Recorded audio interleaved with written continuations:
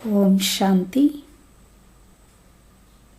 ఈరోజటి Murali 15 November 2021.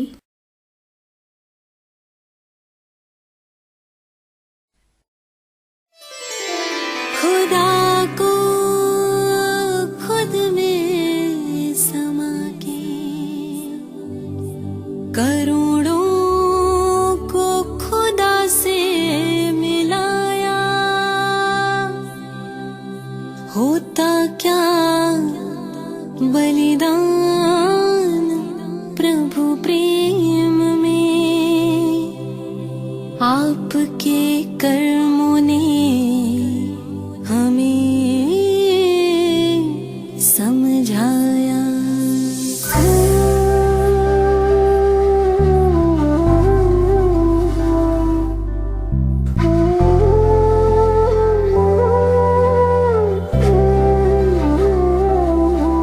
दिल पूछी बार बार, कहाँ छोड़ चली संसार। दिल पूछी बार बार, कहाँ छोड़ चली संसार। सबकी प्यारी दादी गुलजार, बाबा वाली दादी गुलजार, बाबा वाली दादी गुलजार।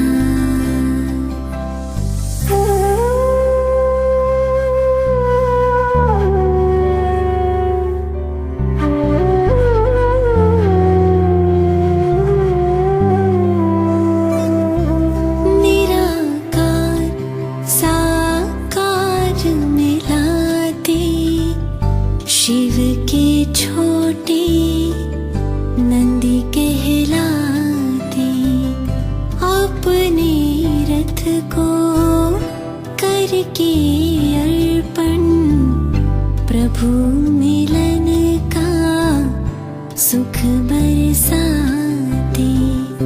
सोच के वो दिन आँख भर आए, नैनों में आपके बाबा थे समाए, बाबा थे समाए।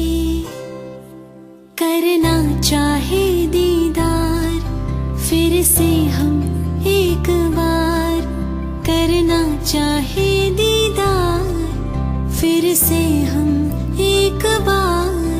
आ जाओ प्यारी दादी गुलजार, बाबा वाली दादी गुलजार।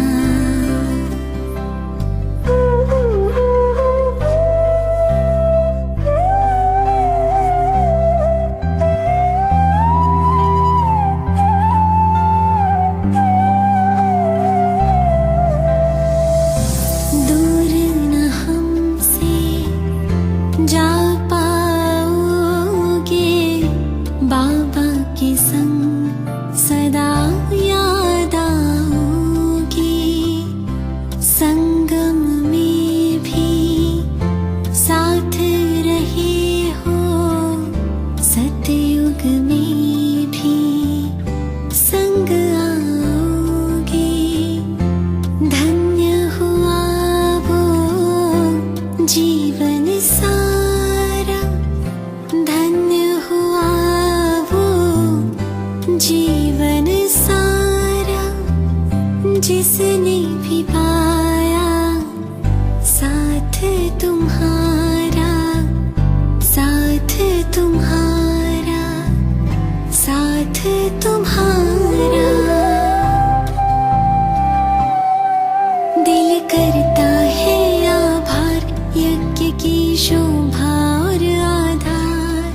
दिल करता है आभार, यज्ञ की शोभा और आधार। सबकी प्यारी दादी गुलजार, बाबा वाली दादी गुलजार। सबकी प्यारी दादी गुलजार दादी गुलजार दादी गुलजार।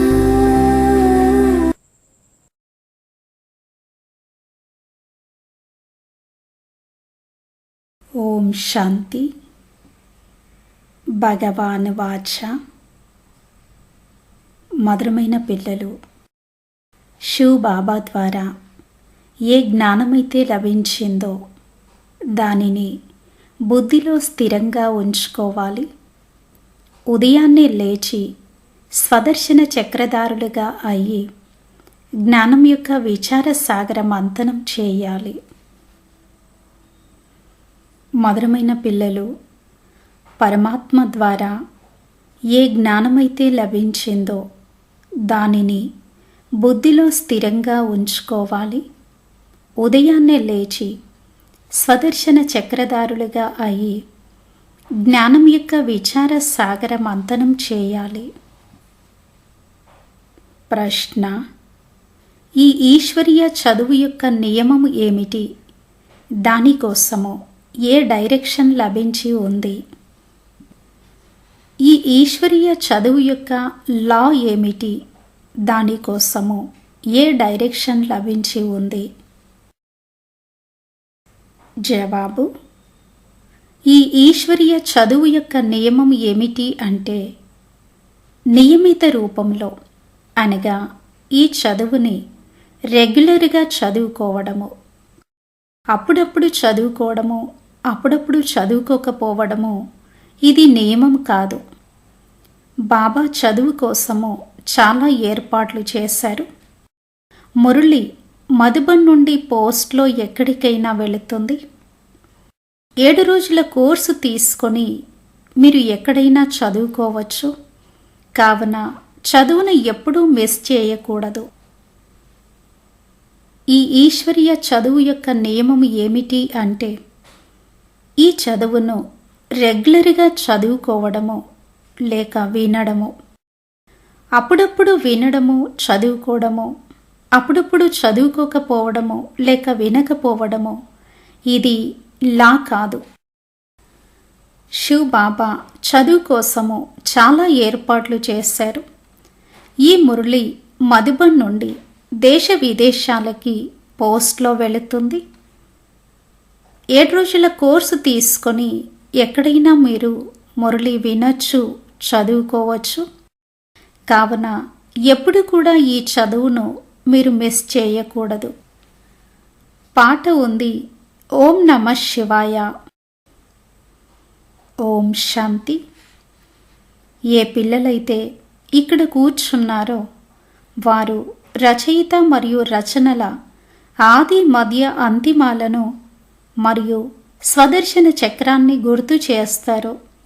స్వదర్శన చక్రధారులుగా అవ్వండి అని బాబా పిల్లలకు జ్ఞానాన్ని ఇచ్చారు. బ్రాహ్మణ పిల్లలైన మీ ఉద్దేశము స్వదర్శన చక్రధారులుగా అవ్వడము. మూలవతనము, సూక్ష్మవతనము, స్థూలవతనము, ఈ 84 జన్మల చక్రాన్ని బుద్ధిలో ఉంచుకోవాలి. మిగిలినదంతా బుద్ధి నుండి తొలగించి వేయాలి. నిజంగా బాబా మనల్ని సూర్యవంశీయులుగా, చంద్రవంశీయులుగా తయారు చేశారు అని, మళ్ళీ 84 జన్మలు తీసుకున్నాము అని పిల్లలైన మీ బుద్ధిలో ఉంది. నడుస్తూ, తిరుగుతూ, లేస్తూ, కూర్చుంటూ స్వయానికి అనగా ఆత్మకు తండ్రి మరియు రచన ఆది మధ్య అంతిమాల జ్ఞానం ఉంది. ఇప్పుడు శివ్ బాబా మిమ్మల్ని శూద్రుల నుండి బ్రాహ్మణులుగా తయారు చేస్తున్నారు. మీరు 84 జన్మల చక్రం యొక్క ఆటను ఎలా ఆడుతారు అనేది బాబా అర్థం చేయించారు. మొట్టమొదట మనము బ్రాహ్మణులము. బ్రాహ్మణులైన మనల్ని రచించేవారు శివ్ బాబా. వారు బ్రహ్మ ద్వారా రచయిస్తారు. రచయిత మరియు రచనల జ్ఞానముతోనే మీరు స్వదర్శన చక్రధారులుగా అవుతారు. శూద్ర బుద్ధి నుండి స్వచ్ఛ బుద్ధి కలవారిగా చేశాను అనగా ఉన్నతమైన బుద్ధి, పురుషోత్తమ బుద్ధి కలవారిగా చేశాను. స్త్రీ పురుషులందరూ ఈ లక్ష్మీనారాయణులకు నమస్కరిస్తారు. కానీ వీరెవరు, ఎప్పుడు వచ్చారు, ఏం చేశారు అనేది తెలియదు. ఈ భారత్ అవినాశి ఖండము. ఎందుకంటే అవినాశి తండ్రి అయిన పరమపిత పరమాత్మకు కూడా ఇది జన్మస్థానము అని తండ్రి అర్థం చేయించారు. పతిత పావనుడు సర్వుల సద్గతి దాతకు ఇది జన్మస్థానము కనుక ఇది అత్యంత గొప్ప తీర్థస్థానము అయినట్లు ఇది పరమపిత పరమాత్మ సర్వుల సద్గతి దాత అయిన తండ్రి జన్మస్థానము అని అంతటి నశ ఎవరికీ లేదు. పతిత పావనుడి జయంతి భారత్లోనే జరిగింది. శివ జయంతిని జరుపుకుంటారు అంటే తప్పకుండా శివుని జన్మ ఇక్కడే జరుగుతుంది. ఈ భారత్ గొప్ప తీర్థస్థానము. కానీ ఇది మన గాడ్ ఫాదర్ మరియు మాతాపిత పతిత పావనుడు సర్వుల సద్గతి దాత యొక్క జన్మస్థానము అని డ్రామా అనుసారంగా ఎవరికీ తెలియదు. అందుకే భారత భూమిని వందే మాతరము అని అంటారు. ఈ భూమిపై ఏ పిల్లలైతే శ్రీమతం అనుసారంగా భారత్ను స్వర్గంగా చేస్తారో వారికి ఈ నశ ఉండాలి. మేము కల్పకల్పము శ్రీమతం అనుసారంగా భారత్ను స్వర్గంగా తయారు చేస్తాము. ఎవరు ఎంతగా శ్రీమతాన్ని అనుసరిస్తారో అంత ఉన్నతమైన పదవిని పొందుతారు. భారతవాసులు కల్పం ఆయువును లక్షల సంవత్సరాలు అని వ్రాశారు. మీకు తెలుసు, ఈ భారత్ తండ్రి జన్మస్థలము. వారు ఏ ధర్మాన్ని అయితే స్థాపన చేశారో ఆ ధర్మానికి సంబంధించినదే ఈ గీత. గీతను ఎవరు చెప్పారు అనేది భారతవాసులు మరిచిపోయారు. ఎంత తేడా వచ్చేసింది. నిరాకార శివుడెక్కడా, శ్రీకృష్ణుడెక్కడా? సుందరంగా ఉండే కృష్ణుని ఆత్మ ఇప్పుడు అనేక జన్మల అంతిమ జన్మలో తమో ప్రధానంగా అయిపోయింది అని మీకు తెలుసు. కనుక బ్రహ్మలో ప్రవేశించి బ్రహ్మని మళ్ళీ సుందరమైన శ్రీకృష్ణునిగా తయారు చేస్తాను. అందుకే శ్రీకృష్ణుణ్ణి నల్లని వారు మరియు సుందరమైన వారు అని, శ్యామము మరియు సుందరమైన వారు అని అంటారు.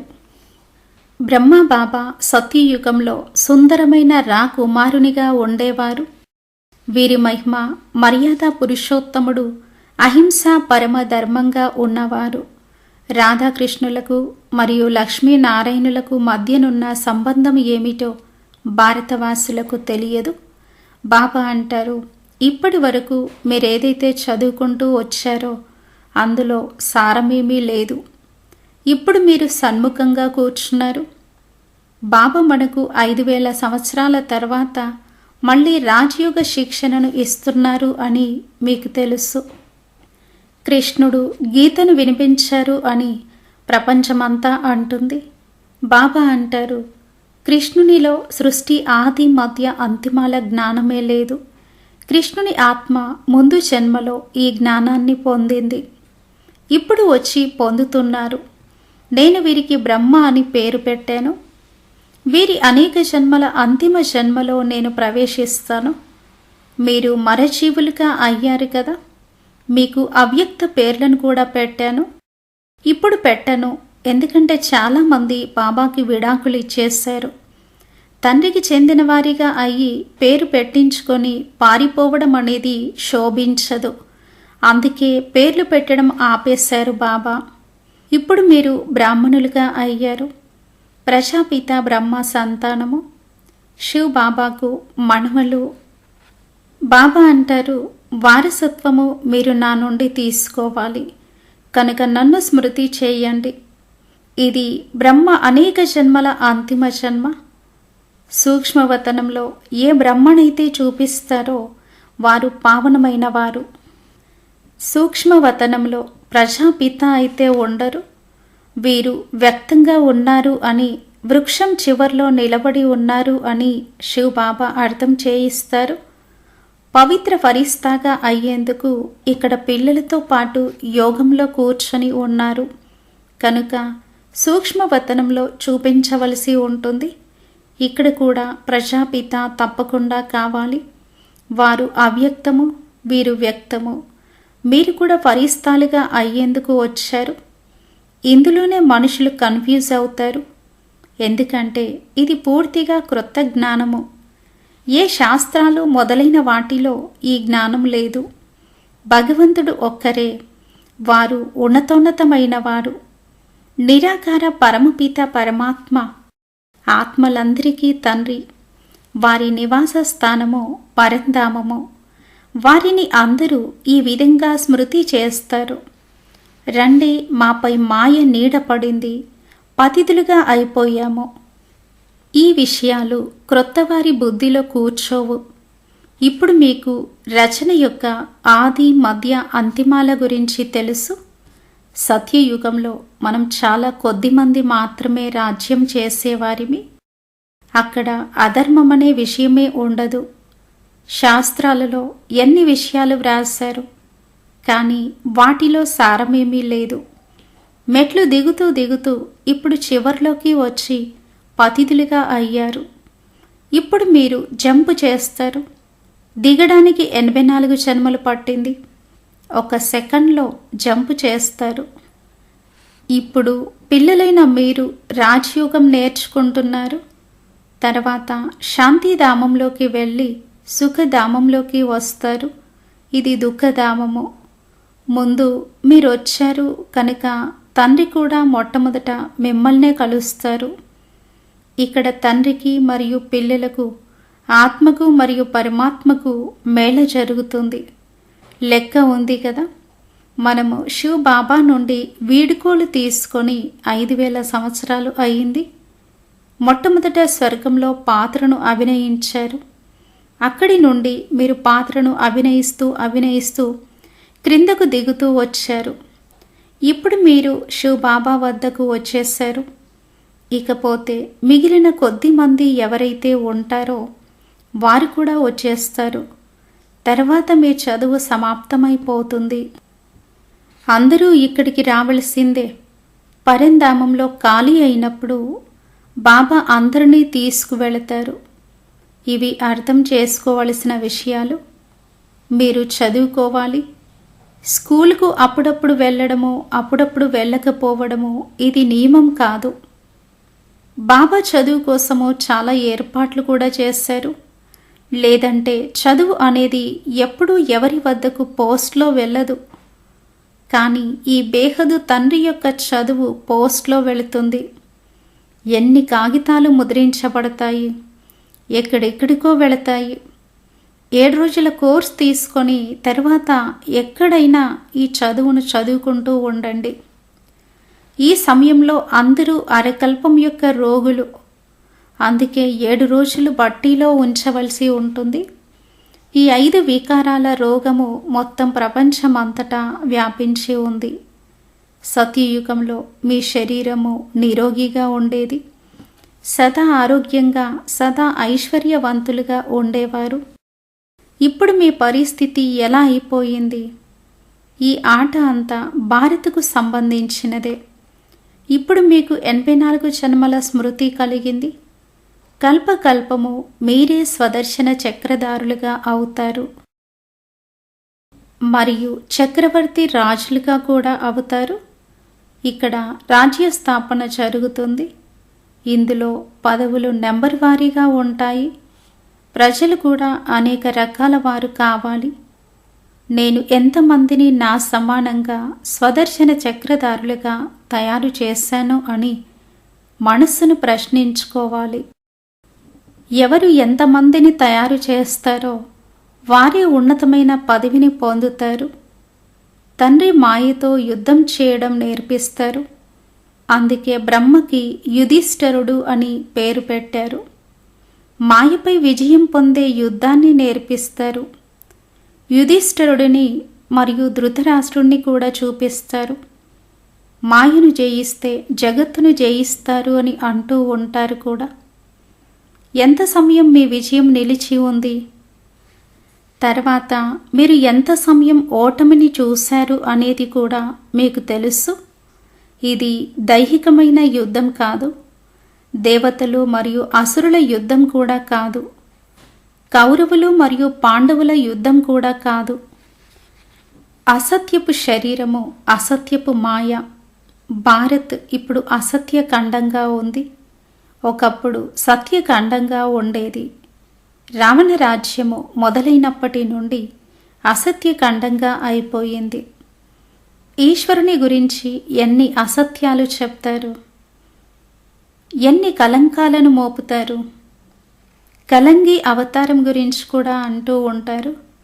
అందరికన్నా ఎక్కువ కలంకాలను శివ్ బాబాపై మోపారు.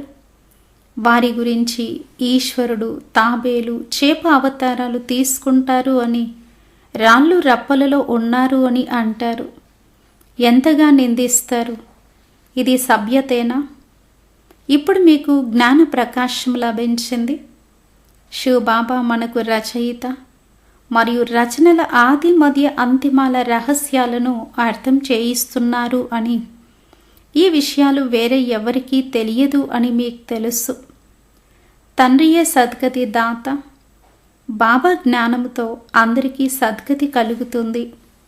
ఇకపోతే ఎవరైతే స్వయమే దుర్గతిలో ఉన్నారో వారు ఇతరులకు సద్గతిని ఎలా ఇస్తారు?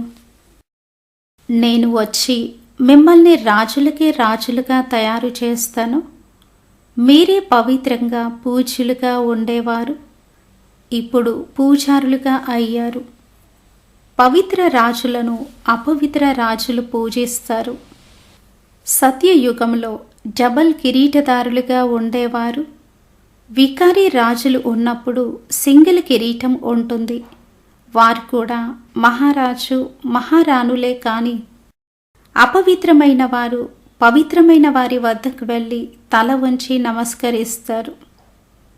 భారతవాసులు పవిత్ర ప్రవృత్తి మార్గము వారు. ఆ భారతవాసులే పతిత ప్రవృత్తి మార్గం వారిగా అవుతారు. ఇప్పుడు బాబా అంటారు, ఈ మృత్యులోకంలో ఇది మీ అంతిమ జన్మ. ఇప్పుడు నేను మిమ్మల్ని మళ్ళీ సతయుగంలోకి తీసుకువెళ్లేందుకు వచ్చాను. ఈ మిజైల్స్ యుద్ధం 5000 సంవత్సరాల క్రితం కూడా జరిగింది. ఈ పాత ప్రపంచం సమాప్తం అవ్వనున్నది. గృహస్థ వ్యవహారంలో ఉంటూ కమల పుష్ప సమానంగా అవ్వాలి అని బాబా అర్థం చేయిస్తున్నారు. బ్రాహ్మణులైన మీరు కమల పుష్ప సమానంగా అయ్యారు.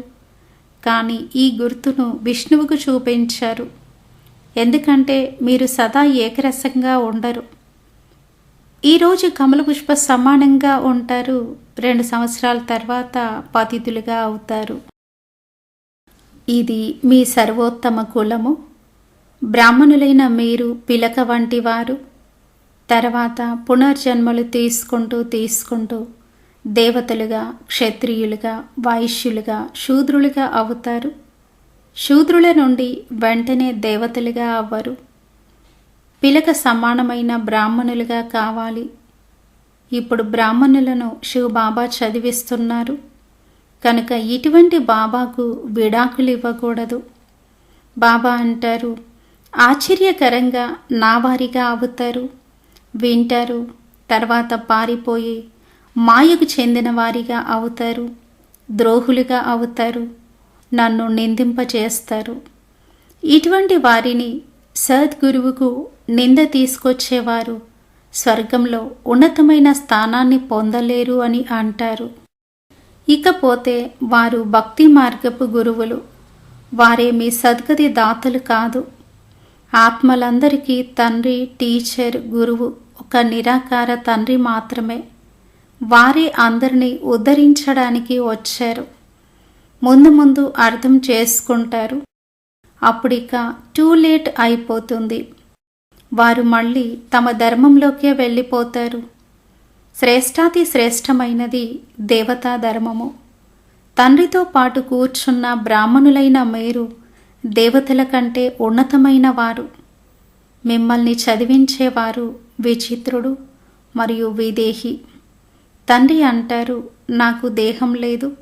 నన్ను శివ అని అంటారు. నా పేరు మారదు. మిగిలిన అందరివి శరీరాల పేర్లు మారుతూ ఉంటాయి. నేను పరమ ఆత్మను. నా జన్మపత్రిని ఎవ్వరూ రాయలేరు. బేహదు తండ్రి.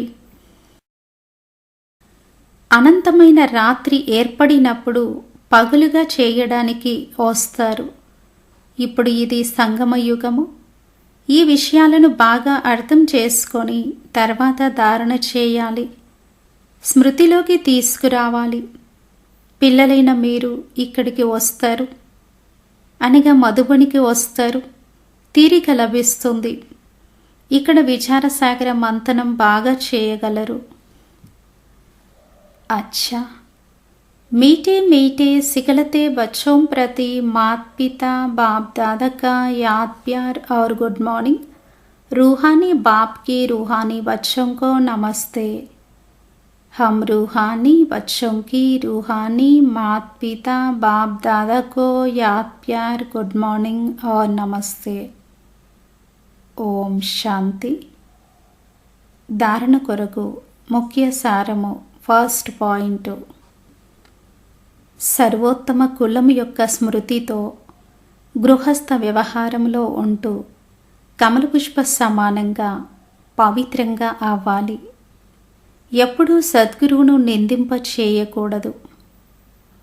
సర్వోత్తమ కులము యొక్క స్మృతితో గృహస్థ వ్యవహారంలో ఉంటూ కమలపుష్ప సమానంగా పవిత్రంగా అవ్వాలి.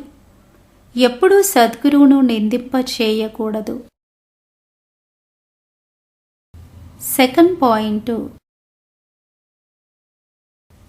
శ్రీమతాన్ని అనుసరిస్తూ భారత్ను స్వర్గంగా తయారు చేసే సేవ చేయాలి. స్వదర్శన చక్రధారులుగా అవ్వాలి మరియు తయారు చేయాలి.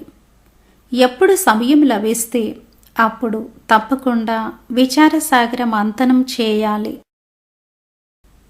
శ్రీమతాన్ని అనుసరిస్తూ భారత్ను స్వర్గంగా తయారు చేసే సేవ చేయాలి. స్వదర్శన చక్రధారులుగా అవ్వాలి మరియు తయారు చేయాలి. ఎప్పుడు సమయం లభిస్తే అప్పుడు తప్పకుండా విచారసాగర మంథనం చేయాలి. వరదానము. బాప్ దాదా కర్తవ్యాన్ని తమ లక్ష్యంగా చేసుకునే మాస్టర్ మర్యాద పురుషోత్తమ భవ. బాప్ దాదా కర్తవ్యాన్ని తమ లక్ష్యంగా చేసుకునే మాస్టర్ మర్యాద పురుషోత్తమ భవ. విస్తారము. తమలోని విశేషతలను ఎంతగా తలుచుకుంటారో అంత నష ఎక్కుతుంది అని అంటారు. ఎప్పుడూ ఇతరుల సంపాదన పట్ల దృష్టి వెళ్ళకూడదు. ఇతరుల నషాను లక్ష్యంగా చేసుకునేందుకు బదులుగా బాప్ దాదా గుణాలను మరియు కర్తవ్యాన్ని లక్ష్యంగా చేసుకోండి. బాప్ దాదాతో పాటు అధర్మ వినాశనము మరియు సత్యధర్మ స్థాపన కర్తవ్యంలో సహాయకులుగా అవ్వండి. అధర్మాన్ని వినాశనం చేసేవారు అధర్మ కార్యాన్ని లేక దైవీ మర్యాదలను ఉల్లంఘించే కార్యాన్ని చేయలేరు. వారు మాస్టర్ మర్యాద పురుషోత్తములుగా ఉంటారు. తమలోని విశేషతలను ఎంతగా తలుచుకుంటారో అంత నష ఎక్కుతుంది అని అంటారు.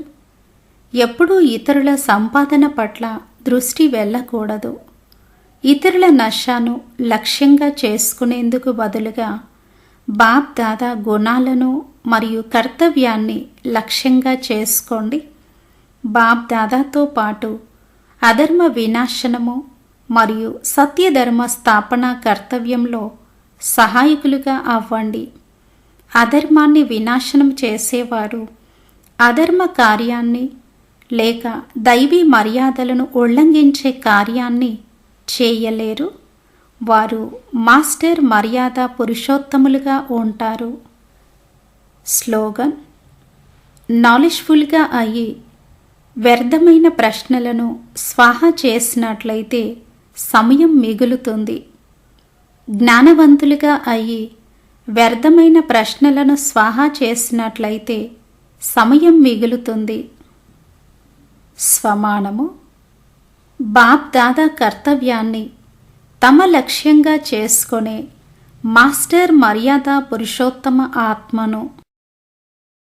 బాప్ దాదా కర్తవ్యాన్ని తమ లక్ష్యంగా చేసుకునే మాస్టర్ మర్యాద పురుషోత్తమ ఆత్మను. అచ్చా. ఓం శాంతి.